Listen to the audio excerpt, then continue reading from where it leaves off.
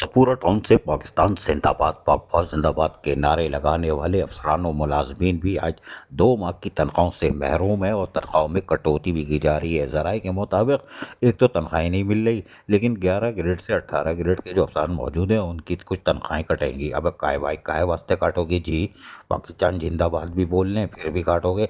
ये जो नामंजूर लिखा है ना, फिर ये होगा सफूरा टाउन के चेयरमैन के लिए नामंजूर। हालांकि हम बताएं कि यहाँ पर म्यूनसिपल कमिश्नर की तैनाती के लिए 14 मई को एक लेटर निकला था। जी हाँ, ये इमरान सियाल है, डायरेक्टर 1 लोकल गवर्नमेंट बोर्ड। इन्होंने धज्जियाँ उड़ाई कानून की और मेथड ऑफ रिक्रूटमेंट की धज्जियाँ उड़ाते हुए 17 ग्रेड के अफसर को म्यूनसिपल कमिश्नर लगा दिया। यह है director 1 local government board.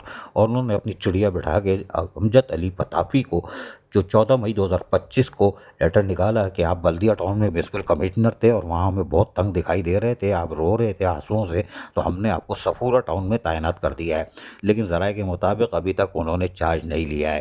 तनख्वाहें audit में है। अभी तनख्वाहें कैसे होंगी जब म्यूनसिपल कमिश्नर चार्ज ही नहीं लेगा, वो भी मेथड ऑफ रिक्रूटमेंट के पड़चे उड़ा के 17 ग्रेड का म्यूनसिपल कमिश्नर? तो भाई फिर ऐसे ही होगा।